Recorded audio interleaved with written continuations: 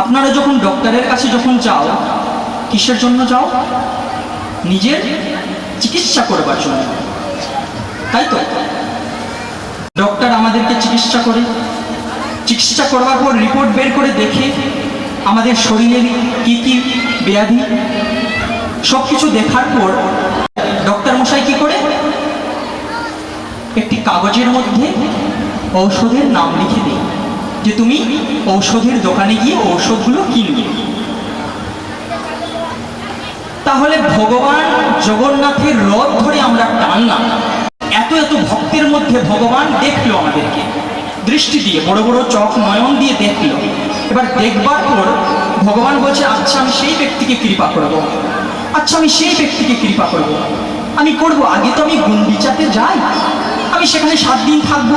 এবার 7 দিন থেকে তারা ঔষধ নেবার জন্য আমার কাছে আসবে। আর যদি তোমরা ঔষধ নেবার জন্য যদি জগন্নাথের কাছে যদি নাই আসো, তাহলে কৃপা হবেই কোথায় থেকে? প্রেম সে বলো। শুধু জগন্নাথের রথ ধরে টানলে হবে? জগন্নাথের কথা শ্রবণ করতে হবে। ডক্টরের কাছে গিয়ে নিজের চিকিৎসা করলে হবে, নাকি ডক্টরের দেওয়া ঔষধটাও কিনতে হবে? বলো না গো। তাহলে আমাদেরকে আসতে হবে।